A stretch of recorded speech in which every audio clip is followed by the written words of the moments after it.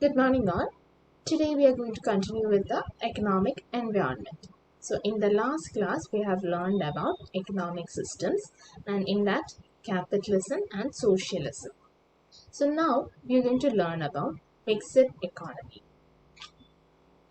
Mixed economy is actually a combination of capitalism and socialism. That is, it will have the characteristics of both capitalism and socialism. So, in this type of economy, in the one hand, there will be the freedom of economic activities, and on the other hand, there will be government interference or government control over economic activities in order to achieve the social welfare. Okay, that is how mixed economy works. So, mixed economy is the economy or economic system in which both public or government institutions and private institutions or individuals exercise the control over economic activities. Okay, so mixed economy is the economy in which both government and private parties exercise control over economic activities. Then, because of that, there will be public as well as private ownership. Okay, private and public ownership coexist in a mixed economic system. Then the decisions regarding economic activities will be taken by businesses, consumers, and government. Okay, so in mixed economy, there is public and private ownership, and there is economic freedom as well as promotion of social welfare, and the economic decisions are taken by all the parties, that is business, consumers, and government. Nowadays, we can say that most of the countries or all the countries are following a mixed economic system. That is, traditionally we used to say USA is a capitalist country or Russia is a socialist country. But nowadays, pure capitalism or pure socialism does not exist. All the countries are following a mixed economic system. That is, both private as well as public institutions of ownership coexist in every economy. Okay, so we can see most of the countries or all the countries are following mixed economic system nowadays. So now let's see what are the main features of mixed economic system. The first one is coexistence of private and public sectors. Actually, this is the most important feature. Okay, or it actually defines mixed economic system. So, both private and public sectors work hand in hand in mixed economic system. In such a system, the industries which are of national importance, like arms and ammunition, power generation, such very important industries will be mostly under the government control, or it will be under public sector. Whereas consumer goods or small industries, such things will be left to the private parties. Okay, that is how in mixed economy, the economic activities are distributed. Okay, so the main objective of both sector will be a mutual cooperation. Okay, there will exist a mutual cooperation between the private sector and the public sector in the mixed economy. Okay, they'll actually supplement each other. So, in mixed economy, private as well as public ownership coexist. Then coming to the second feature, planned economy and government control. So, in socialism, we have learned about planned economy, or in socialism, so it is a feature of socialism, planned economy.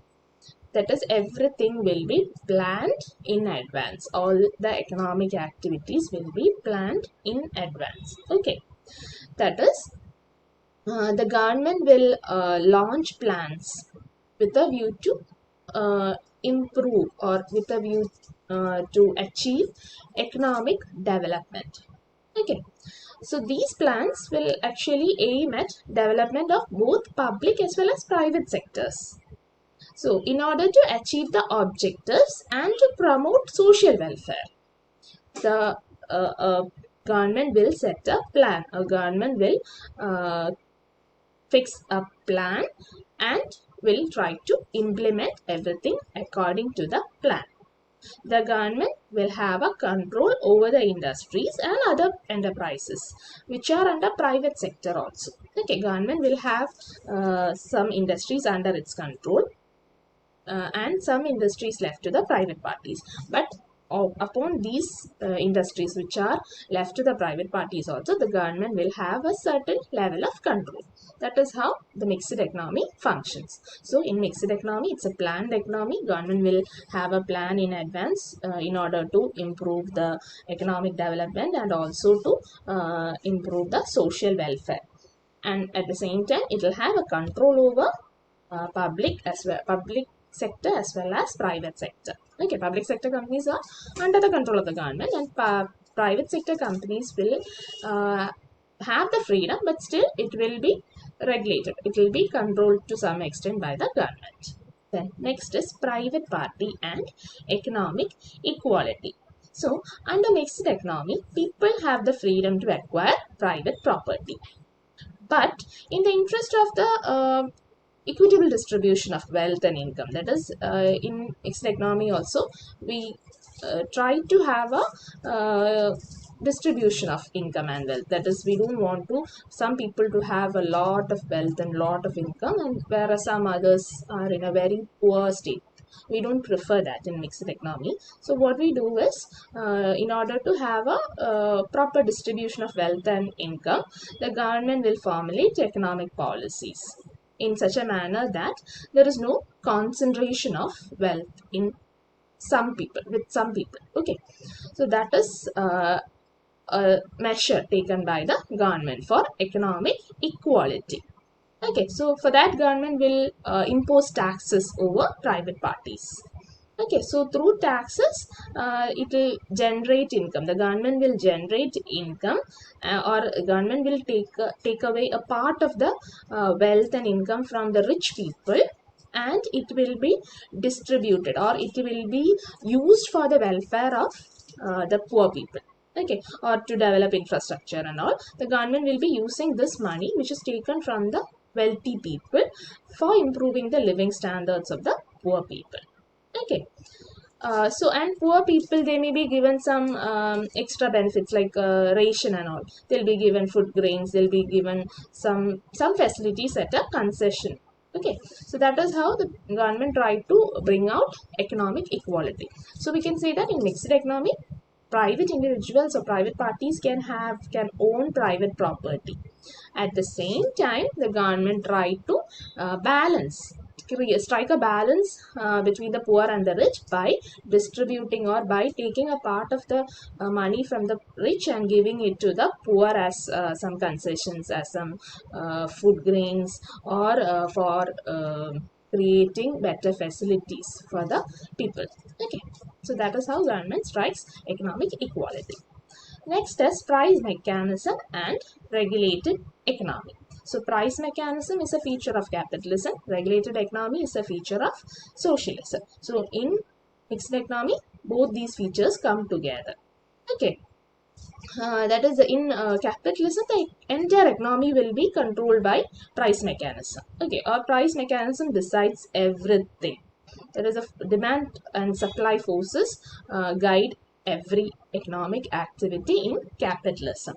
Okay, but in socialism, the government will decide the prices of goods, or government will fix the prices of goods. Okay, so in mixed economy, both these things come together. That is, the prices of some goods are determined by market forces. That is, the forces of supply and demand will decide the prices of some goods. Whereas the prices of some other goods or some other products or services are being fixed by the government, like electricity charge or bus fare. Okay, all these are fixed by the government. That is how price mechanism and regulated economy comes together in mixed economic system. Next is profit motive and social welfare. Again, profit motive is a feature of capitalism. Social welfare is a feature of socialism.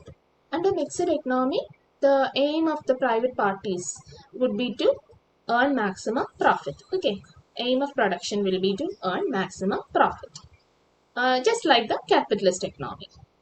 Um, and to promote social welfare, the government will be taking some actions. Okay, the public sector will be considering both the interest of the public as or the society when they produce goods or when they offer services.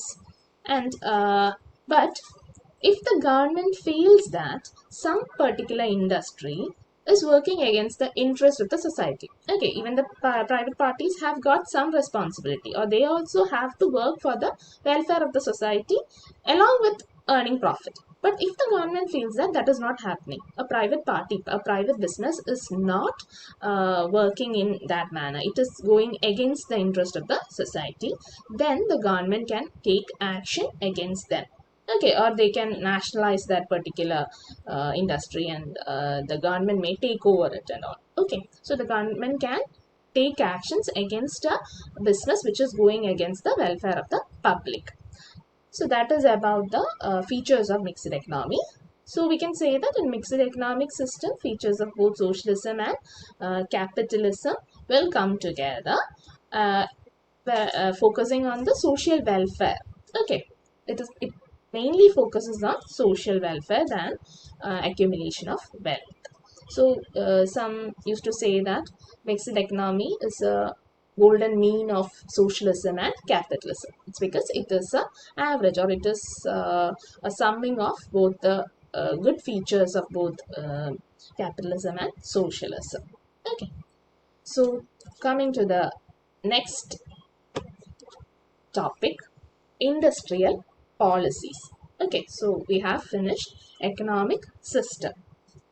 One major uh, economic environment factor is economic system. We have completed that. Now we are moving on to the next economic environmental factor, that is economic policies. In economic policies, one of the important policies is industrial policy.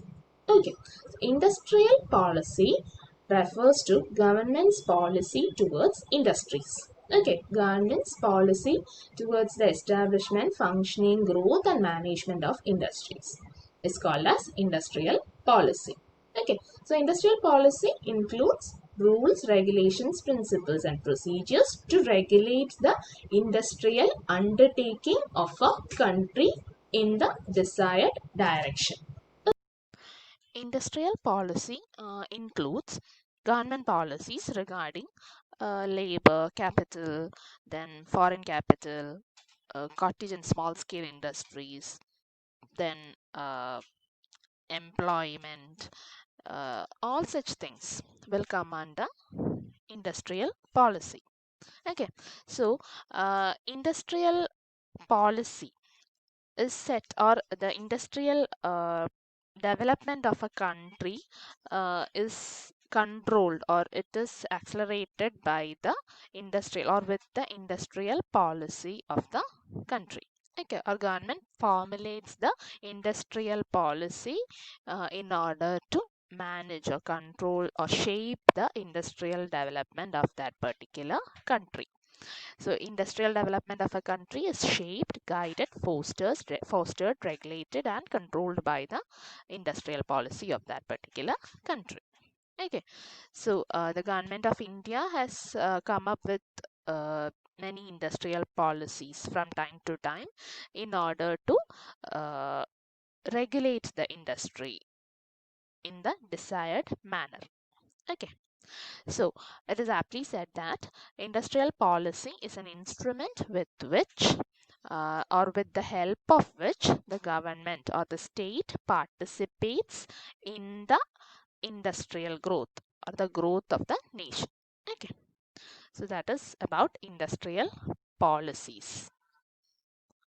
So in India, we have many industrial policies. As I said, from time to time, the government has come up with different guidelines through different industrial policies. The first one is 1948 resolution, Industrial Policy Resolution, or IPR 1948. Okay, that is immediately after the independence of India. Okay. Uh, so before talking about the IPR 1948, let's understand the situation of India at that point of time. That is, before independence, the government didn't interfere in the affairs of industries. Okay, there was a non-interference, or there was no regulation or control from the side of the government. So it was completely left to the private sector. But after independence, the government took an active role in the development of industries in India. Okay, so it was through industrial policy that government started controlling and regulating the industrial development in the country. So it was actually for some reasons that this industrial policy was put forward, or the government decided to take an active role because of some reasons or some issues. Okay, the first thing is the limited capacity of private sector. That is, in a underdeveloped country like India, the private sector didn't have much resources, or the resources with the private sector was limited, and so it was not in a position to take up risky ventures, or to invest a lot. A huge capital investment was not possible from the side of the private parties. Okay, so government had to do that. Government started developing roads, started developing the infrastructure, okay, and was investing in heavy and basic industries. Okay, all these things the government had to do, because the private parties or private individuals didn't have that much resource. Okay, then the another point was that the resources available in the country was also limited.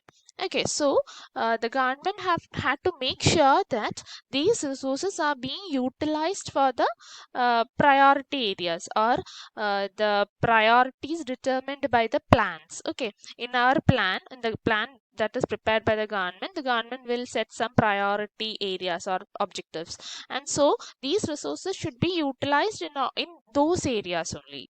Okay, so for that, the government had to regulate the private sector. So for this regulation of private sector also, industrial policy was required. Then another reason is, in the initial state of economic development. Okay, that is, India has just got independence. So now, when it want to develop itself, the country didn't have much resources, as I said earlier. So the country had to depend on foreign capital. Okay, that is foreign not only foreign capital, foreign assistance, that is technical assistance and all. So such foreign assistance was required for the development of the economy. So the government had to make sure that this foreign assistance, foreign capital should be borrowed, or we need this foreign assistance. At the same time, we should make sure that these foreign assistance or the foreign sector does not go against the national interest. Okay, so for that purpose also we need a industrial policy for regulating the foreign sector, that is the private sector, as well as for the foreign sector regulation we need a industrial policy. That is how the government came up with IPR 1948. Okay, or that is the reason for introducing industrial policies. So now talking about industrial policy 1948, it was the first industrial policy resolution issued by the government of India. It was presented in the parliament by the then industrial minister of India, Dr. Shyama Prasad Mukherjee. Okay, in this policy, the system of mixed economy was started or introduced. Okay, that is the existence of public as well as private sectors, the coexistence of public and private sectors. Okay, under this policy, both the sectors had enough opportunities to develop and grow. And it emphasized the importance of securing a continuous increase in production and ensuring its equitable distribution. Okay, so that is, we said that at the time of independence or before independence, we were not in a very good industrial position. Okay, so what we need is we have to increase our production. Okay, so we have to increase our production and make sure all the people get enough facilities, enough products and services. Okay, they should get minimum required products or goods. That also the government have to ensure. So the policy emphasized on securing continuous increase in production and ensuring the proper distribution of these products among the people. Okay, so that is industrial policy 1948. Now let's see what are the features, main features of this particular industrial policy.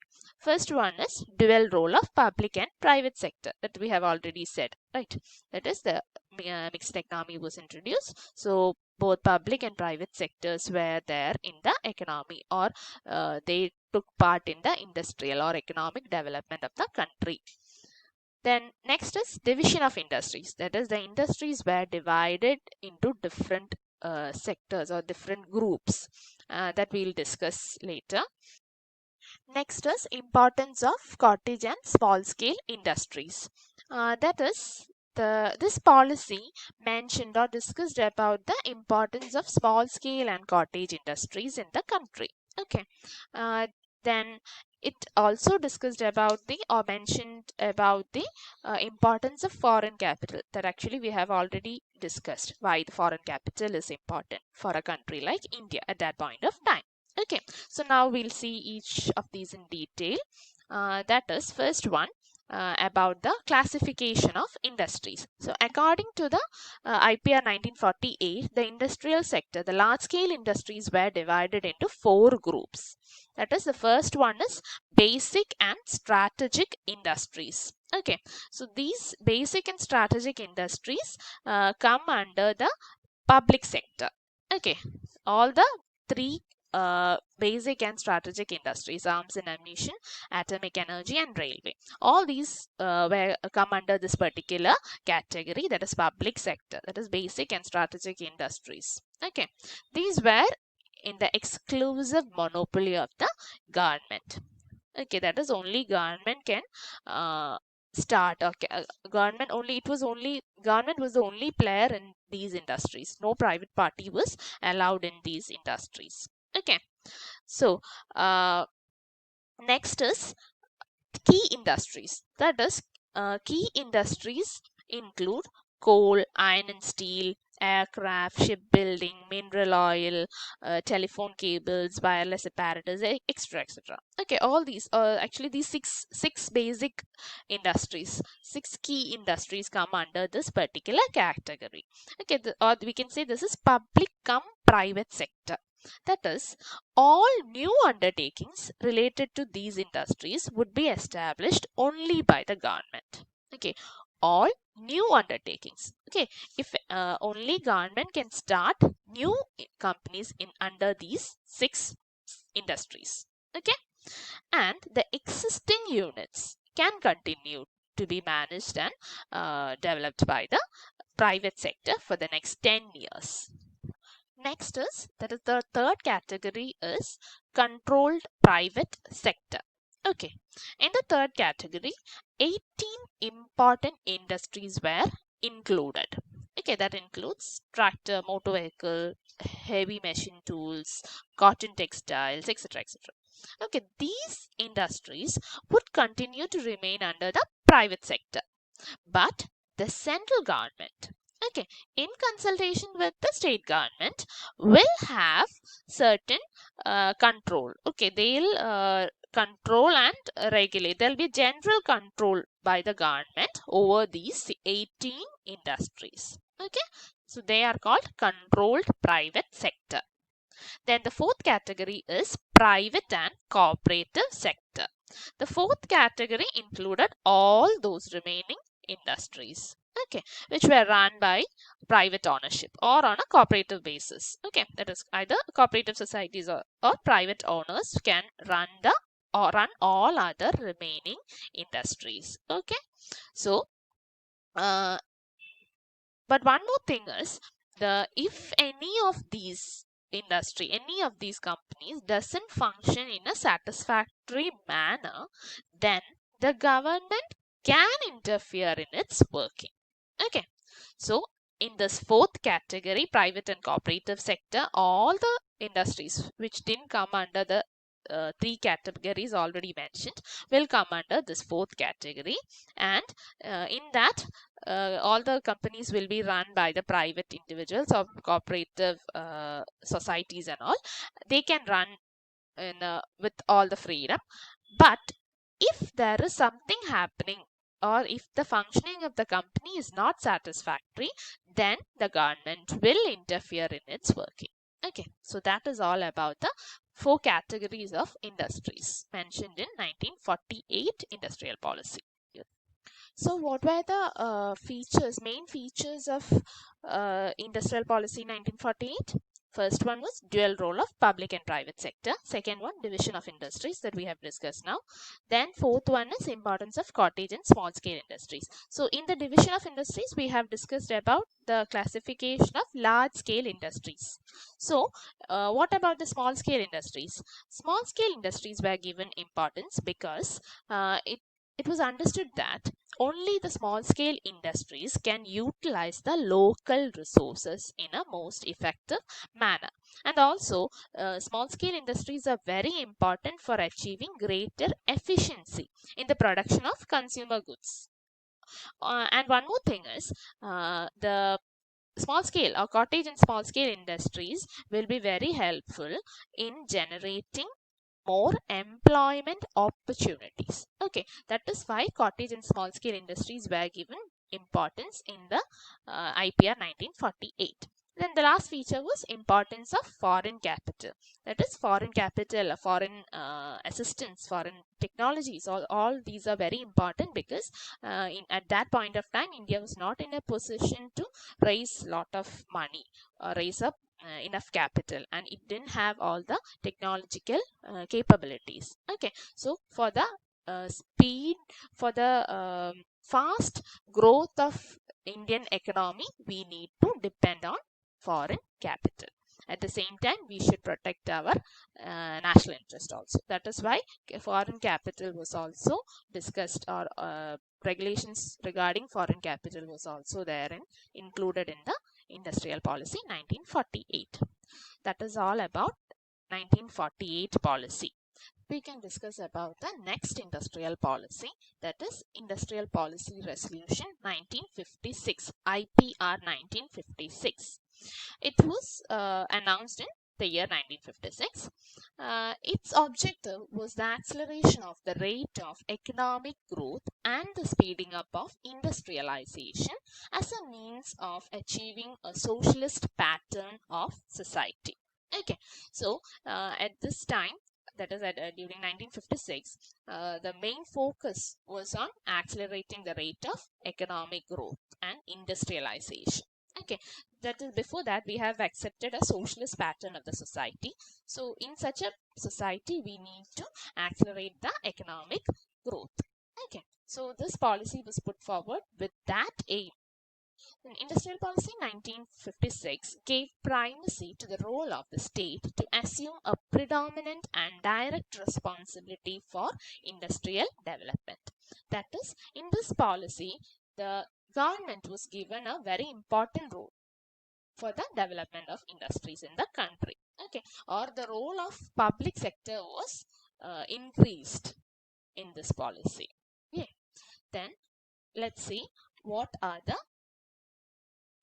main objectives of this policy. Okay, first one is acceleration of growth of economy and speeding up of industrialization, that we have already mentioned.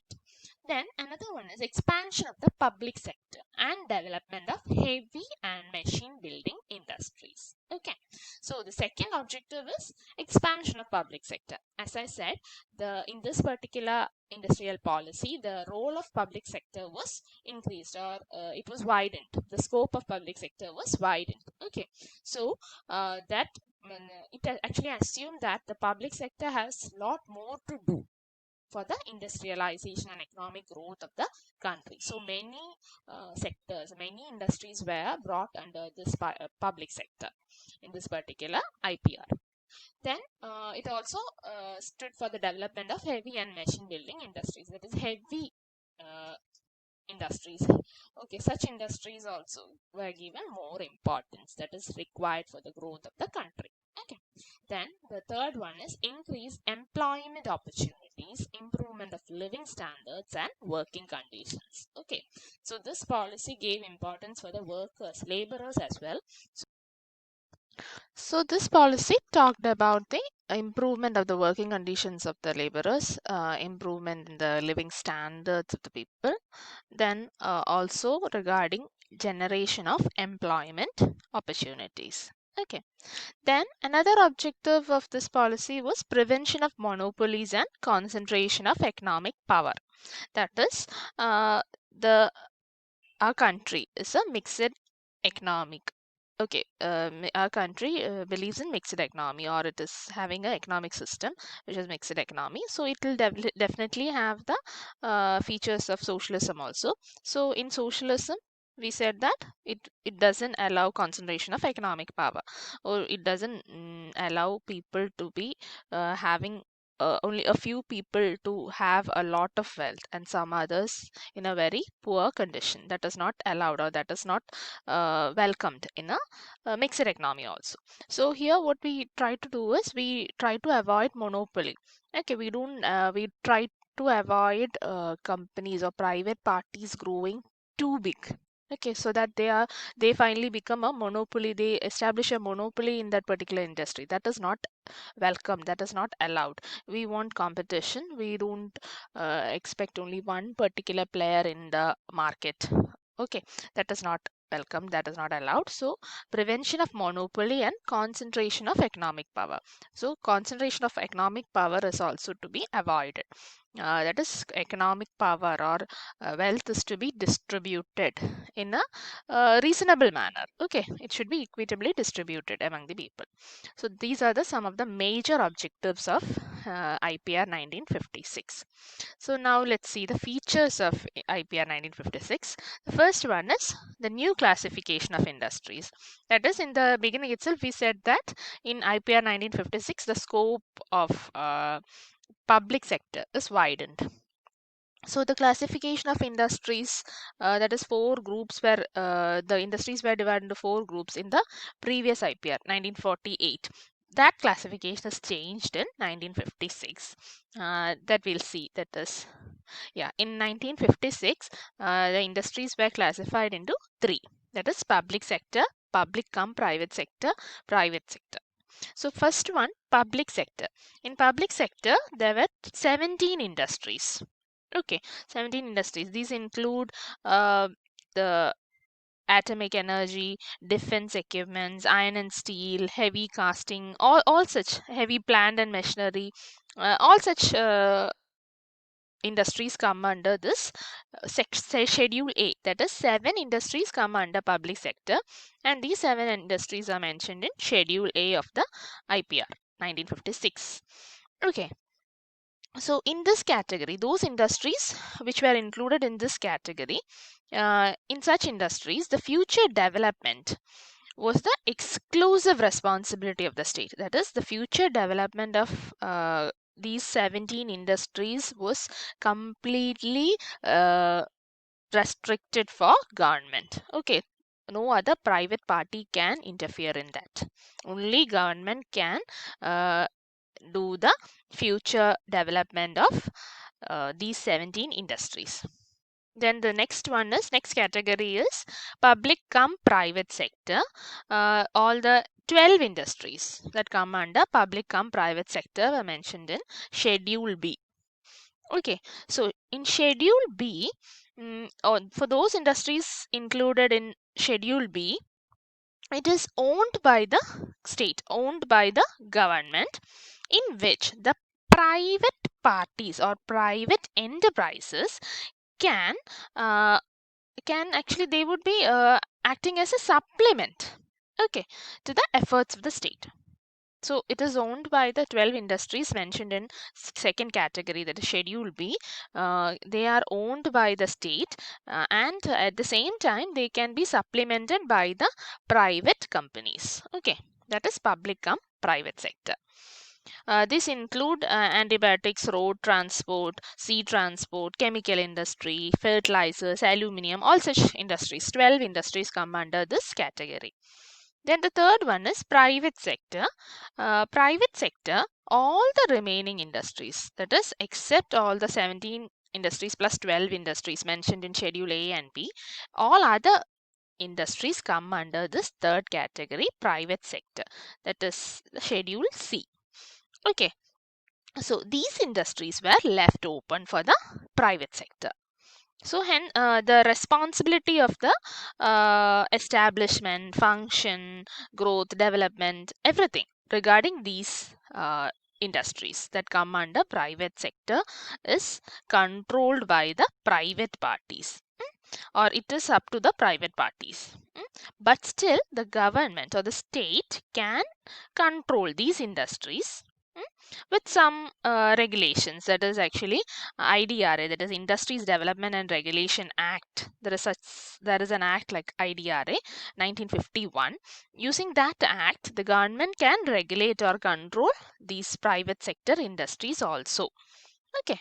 Not only IDRA, there are some other regulations also. Using those legislations, the government can regulate or control the companies under private sector. But mainly the control, the development, the management, everything regarding these industries will be under the private parties. Okay, so this is how industries are classified in IPR 1956. So the next feature is fair treatment to private sector. That is, under this particular IPR 1956, provisions were made to promote private sector industries by giving them all the facilities regarding like facilities of power, then transport. All such facilities were provided to the private parties. Government will not adopt any kind of discriminatory policy against the private sector. Okay, they'll be treated in a fair and equal manner compared to the public sector industries. Okay, there won't be any kind of hindrance in the growth of private sector companies. Okay, that is fair treatment of private sector. Then the third point is expanded role of cottage and small scale industries. That is, the role of cottage and small scale industries is very important, that we have already mentioned. So that is required for the growth of employment, or for generating more employment opportunities. This kind of industries are required to remove the inequalities regarding the distribution of wealth. Also, small scale industries play a very important role. Also, for utilizing local capital, that is, there are so many people with a little amount of money saved, or they have a little bit of capital with them, but alone with that small capital they may not be able to invest it in a very large business. Okay, so but if it's a small scale industry, they can also, or this capital can also be utilized.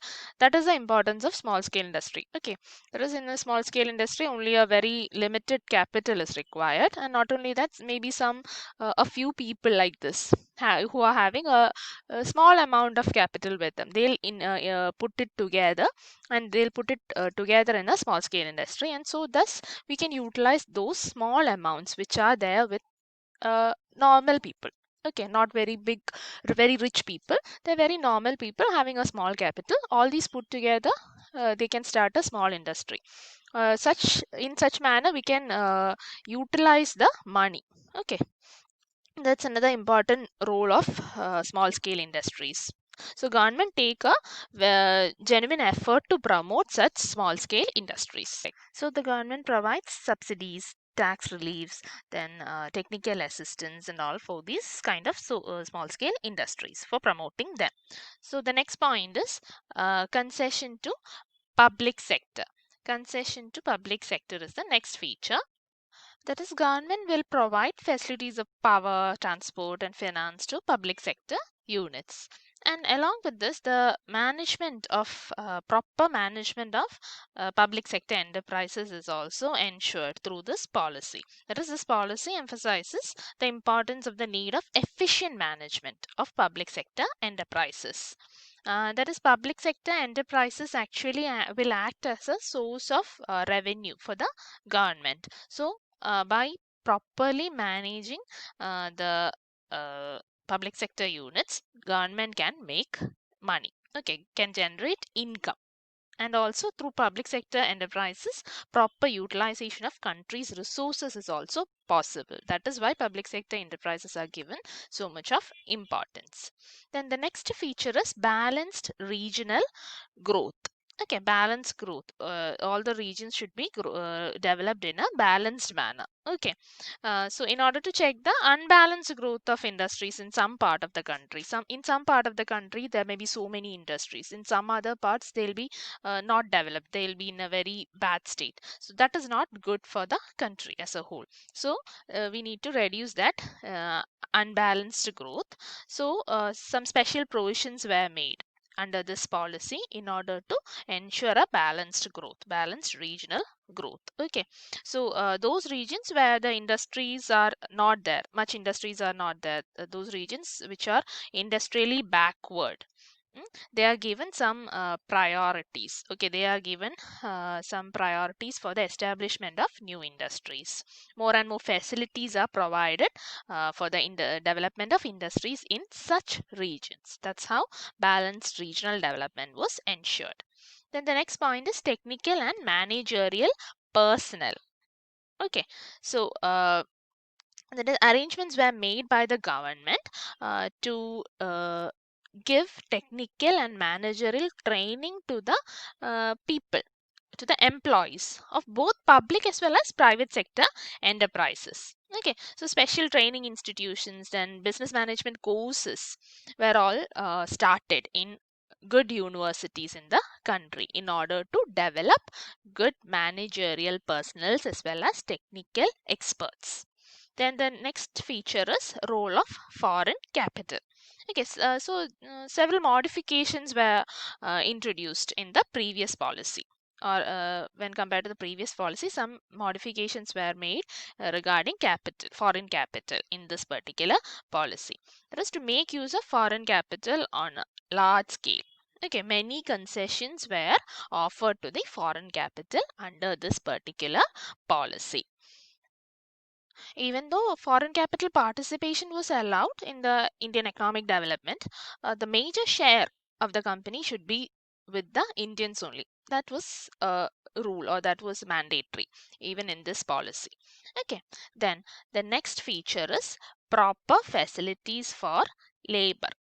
Under this policy, arrangements were made to provide proper facilities for the laborers. That is like social security measures, pension benefits, health benefits. Such facilities or amenities were ensured for the laborers. Okay, and special efforts were made to raise the standard of living of the laborers as well as to improve the working conditions of employees. Okay, and also it was resolved to give opportunities to the laborers to participate in management. Okay, that is employee participation in management was also ensured through this policy. So these are the important features of 1956 policy. Industrial policies are very important. You'll get sure questions. It is in short questions, 4 mark questions and all. You'll definitely get questions from IPR 1948 and 1956. You have one more industrial policy to study, that is the most important one, 1991.